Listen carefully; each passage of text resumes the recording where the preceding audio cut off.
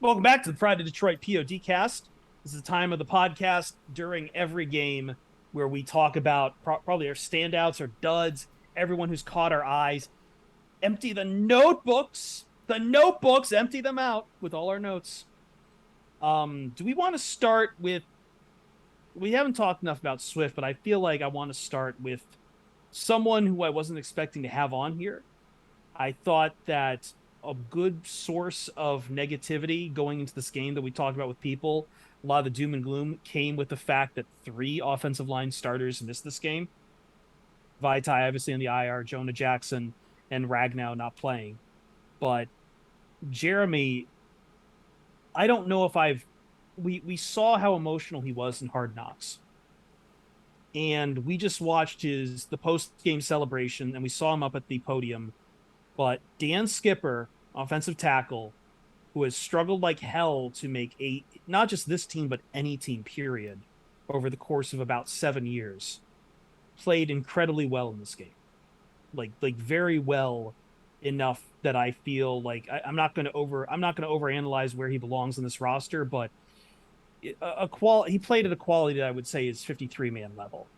And what he did on the field helped stymie the damage that was done, helped you know, be a great backup, was running downfield to really help some of these plays develop. And after the game, utterly emotional. But I want to cede it over to you because you've got a whole you've had this whole thing written out that you want to talk about with Yeah. Dan Skipper. Well, I mean, it's truly an incredible story because I walked into that stadium today having no clue who was going to play at left guard. Dan Skipper was on my radar because I saw him take some snaps there during the week, but I didn't. I mean, that seemed like okay. Let's just have someone back there in case one of these new guys gets injured. The Lions have two new guards on their team who they've had in the past 10 days, and they were staring down the fact of maybe having to start one of them. But Dan Campbell's like, no, I need someone I can trust.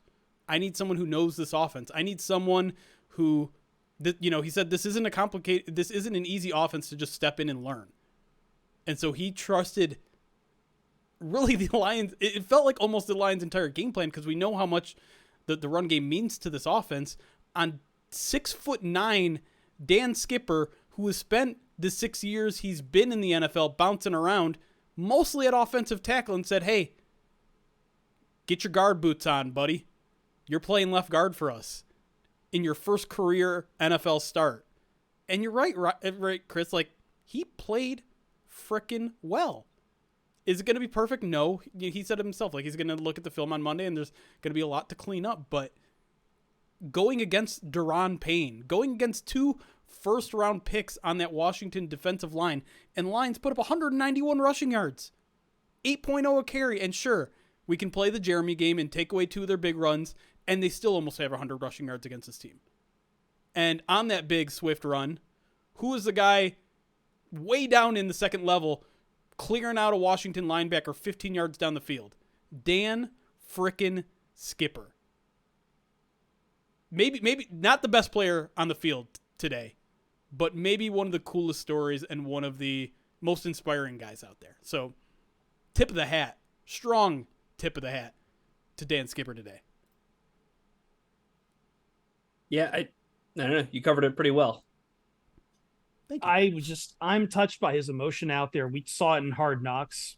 He's on the verge of tears, asking, it's like he doesn't think there was anything else he could have done. He was asking what else he could have done. And that answer comes back as like, there's nothing else you could have done. And he gets a second shot in this, and he proves that there's a lot he can do out there. And afterwards, in the press conferences, he's talking about all the contracts he's had in the past. He said they were not worth the paper they're printed on. Like, we talked about this, I think, on the Hard Knocks show, Jeremy. It's not easy going through that at all. Like, you would think at some point he's like, okay, it's the business, you get used to it. No. I've been let go from a lot of jobs, man. It's never easy. In fact, it gets worse because you start to wonder if it's something wrong with you. And we just watched Dan Campbell calling out Skipper in the post game locker room celebration too, and he's on the verge of tears in there too, man. Yeah, that's how much this means to him, man. this is football at its heart, that it just means that much, and that emotion just wells over you. This is a game of emotions, and Dan Skipper embodied all of that today. Really, So really cool moment. And if you haven't seen it from the locker room, Sully, head to the Lions Twitter. Really, really cool moment for Dan to call him out, because listen, like in that Hard Knocks clip, you could tell how much it was eating up Campbell to cut Skipper, because he's one of those guys that fell into that bucket of like guys that do everything right, guys that work their ass off, guys that do everything you ask them to, just not physically what you need, or there's just too many guys at that position. When you have a guy like Logan Stenberg who played so well in the preseason, you have a guy like Tommy Kramer who's a good backup, Evan Brown who's a good backup, you'd never think you're going to need offensive tackle 4 or guard 7. And it turns out they did on this day, and Dan Skipper really made it worthwhile. Like he was one of the bigger, I guess, practice squad additions that this team could possibly have had. all right, let's move on to someone else then. So, how do we feel about the run game today with Deandre Swift? I thought not as much out of him. He had the long of 50. It's Jeremy's favorite game to play. So 6 yards after that on 4 additional carries, but still he makes that big play happen, man. And he has 2 receptions, out of the backfield for 31 yards on 5 targets. Hey, go ahead, Ron. I was just gonna say, and I guess this goes to speak about some of the other players on the team too, and it goes back to the first segment. But like that one play that Swift makes, though, I mean, changes the whole game. I mean, Yes. Those big plays, we've been starved of those big plays from skill position players for so long.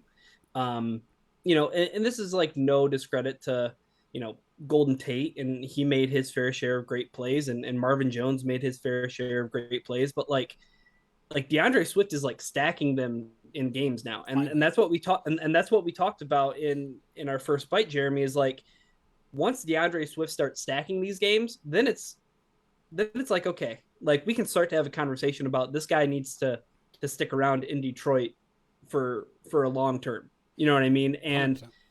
and yeah, you can look at the box score, and like Chris said, he only had 4 carries for 6 yards after that. But this is a guy who was also on a pitch count, and it's not only just what he does as a runner, but he had 2 catches for 31 yards, and maybe the most impressive play I saw all Sunday across the league. Yeah, an underthrown ball from Jared Goff that results on him being spread eagle on the field. He has the wherewithal to get up, and this play was on 3rd down. He knew he wasn't touched. He knew he wasn't touched. 3rd and 15, he gets up and he just scrambles to the end zone. And it was one of the most impressive plays I've seen. And again, another huge play that changes the entire complexity of the game, because the Lions settle for a field goal there. You know what I mean? Instead of ending up with 7 points. And I mean, not enough can be said about Deandre Swift. Like, this is exactly what we want to see. I'm really hoping that he can get healthy and he can get right, because even he said, right, Jeremy, like, I wish I was at 100%. Like, yeah. I wish I was feeling better, because it seems like that guy's hungry. I mean, I don't know what else you can say about him. Like 7 touches and 2 explosion plays. Yeah. That's all you need out of a guy who's if he's only going to touch it 7 times. And I know he had a pass that he probably wanted back that he dropped, but if you can get 80 yards out of a guy in 6 touches, I don't care how he gets the ball, you'll take that. And listen, like, I think we should also give a little bit of props to Jamal Williams. I don't think. Yes, his average was like 4.4 per carry. And for a big kind of bruising back who isn't going to give you breakaway speed, isn't going to make the first guy miss as much as Swift will, you'll freaking take that. And again, I think that speaks to the offensive line in general, especially as a run blocking unit. I think Evan Brown is a guy that we should probably talk about at least a little bit, just because, did you ever really see him out there? Did you ever really notice him? It's probably a good thing when you don't notice an offensive lineman. And so just again goes to speak to the depth on the offensive line, goes to speak of Hank Fraley, who probably deserves a game ball of his own for this game. I have my issues with Logan Thomas if we want to get into a negative. Logan Thomas. Stenberg. Yeah. Logan Stenberg, yes. Well, Logan Thomas did play in this game. Just he in did. A different jersey. I also don't like him because he's good and he didn't want to be here from what I understand, but not a lot of people want to be here during that. Whatever. Logan Stenberg.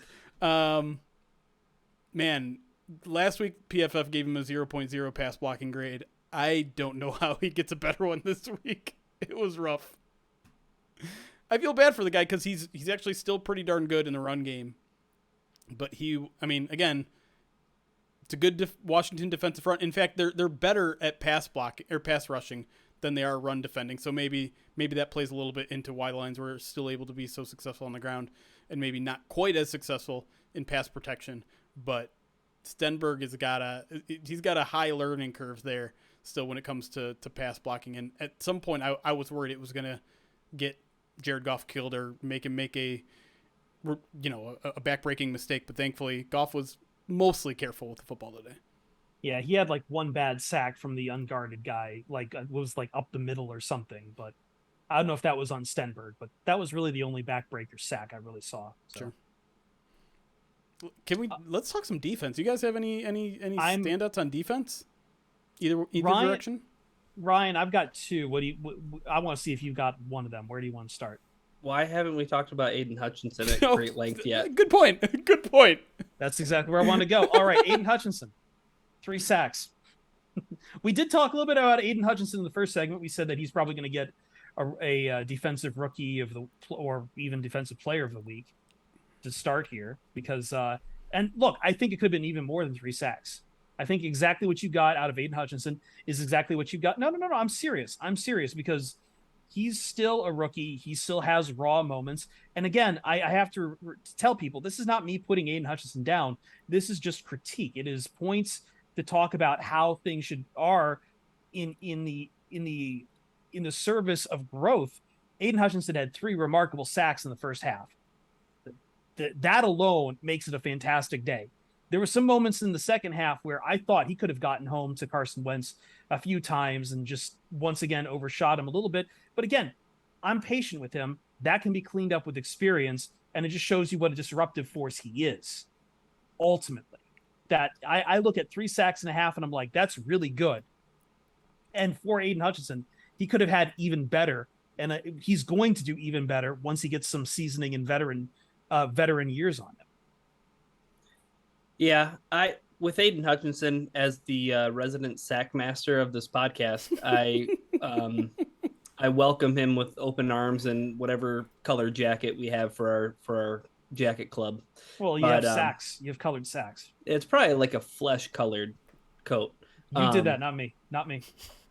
Yeah, I mean, it was so, and this was something that was very apparent as you kind of alluded to, Chris. But in the first half, the push that the Lions were getting from their defensive line was stifling. Like Carson Wentz couldn't do a damn thing. You know, how long was it before the Commanders even ended up in plus territory? I was going to say, I think it was what was it? First down in the first half, right? Yes. Right. And like I think it came with like 3-4 minutes to go. They finally got a first down. Yeah, there wasn't a lot of time left in the first half, but they didn't even get onto the Lions side of the field until the second half. Yeah. Like, I was thoroughly impressed. And I think a big component of that was Aiden Hutchinson, right? But like in the second half, with him limping and just trying to provide whatever he could on the field, it wasn't the same. Like it was a little bit different. I didn't notice Detroit's pass rush as much in the second half. But again, that's being relative because in the first half, Washington couldn't do anything. They couldn't do anything. And the one other guy I want you to talk about Aiden Hutchinson too, Jeremy, but I know your second favorite pass rusher on this team is Charles Harris. Yeah. And I mean, safety, strip sack? Sure. Hell yeah. I'll take it, man. To go to Aiden just for a second, and I feel like I have to address the elephant in the room, and I'm not trying to call you an elephant, Brett Whitefield, in our chat.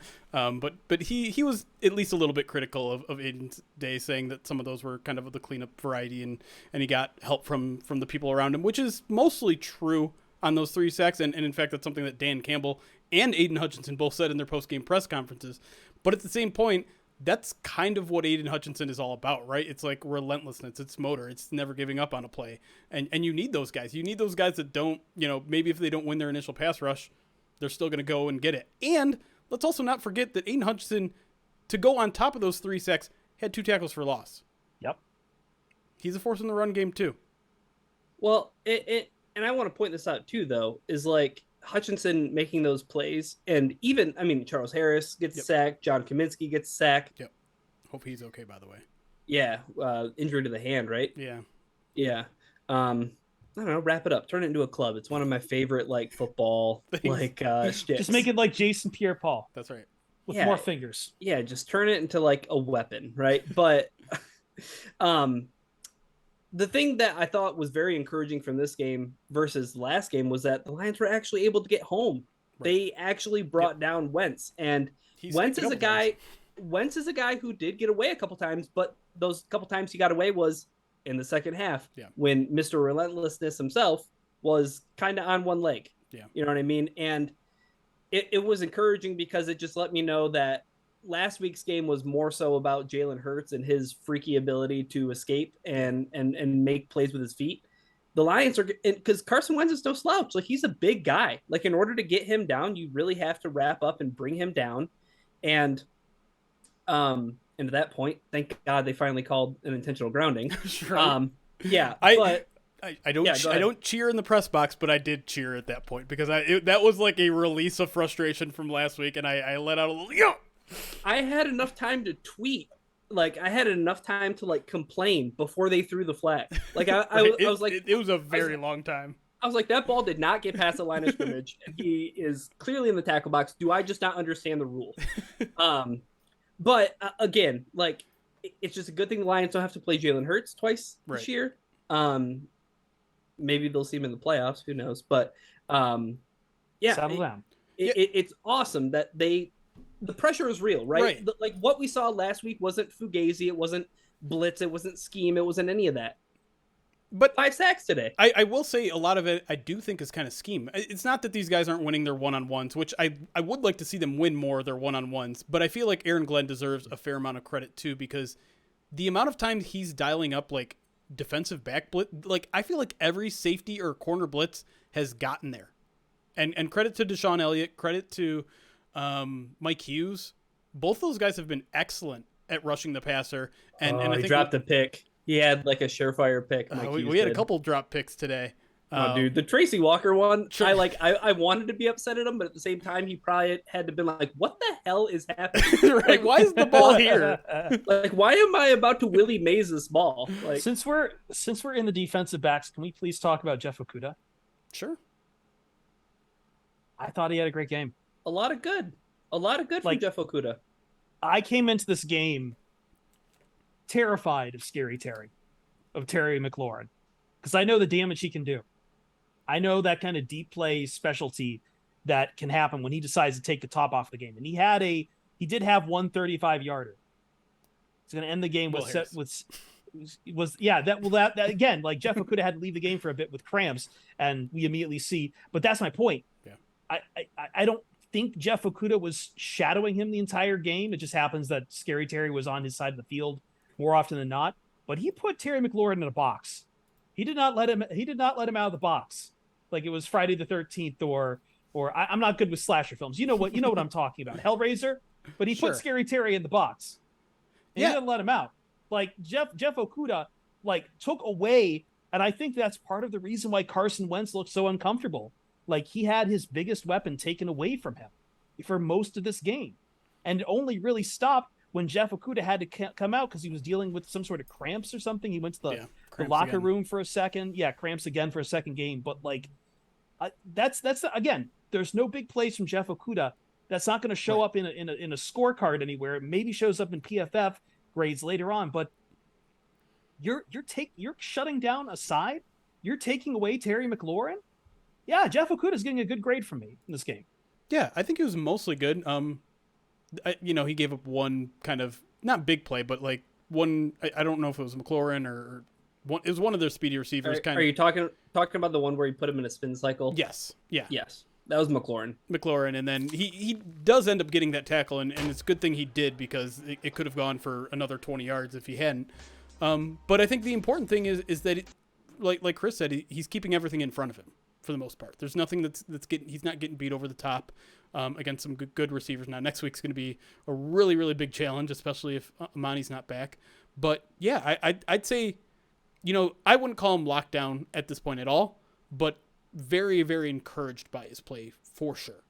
It's going to depend on the matchup, but I feel more confident about a lot more of those matchups today after what I witnessed from him. Yeah, and speaking of confidence, I think all of mine like left my body when I saw Jeff Okudah down on the field. Like I was just like, oh my It's going goodness. to be Like I'm Will going to be Harris is on scared the other week to side. week. Who is coming in to Someone- replace yeah. Okudah? We need to just send a bunch of water to Jeff Okudah throughout the week. Hydrate that man so that the cramps John don't Brown's not going to like that. oh, You know sorry. what- He doesn't drink water. Well, I think the other thing though is maybe we can send him some righteous felon jerky. There you go. All that protein. Build up some protein, build up some muscle. Yeah. I don't know if we have He's time. got some at Allen Park. I don't know if we have time, but I just want to talk Rodriguez. Like I just always want to talk Malcolm go. Rodriguez because they're Almost had a pick. he almost had a pick today, but that dude is just like he's always in the right position, man. Like He's a force all over the field, man. Like I can't poke holes in this guy's game right now, and that's just incredible to say for a 6th round rookie starting his second NFL game ever. And listen, like Kelvin Shepherd had one of the greatest press conferences, midweek press conferences that I've seen this week, and he goes off about spying quarterbacks and how that's stupid and doesn't work, and he goes off about how he has a ton of faith in his linebacking core and a ton of faith in his run defense. And that was the thing that was striking to me is he's like, who's run on us between the tackles? Who's run on us between the tackles? It's like, they didn't do it last week. Miles Sanders didn't do much harm to us last week. He had one big run, that's it. And that's because we didn't tackle him when we had him stopped. And then they come out today. Washington didn't run on him. You look at the final stats, 88 yards rushing, 4.2 yards per carry. That's a mirage. They were not that good. Antonio Gibson, 14 carries, 28 yards. Well, a lot of those yards too were gained, like you said, Jeremy. It's a mirage because it was soft defense. Sure. Lions were keeping everything in front of them, and That's all I need to see is Antonio Gibson, 14 carries, 28 yards. 2.0 a carry.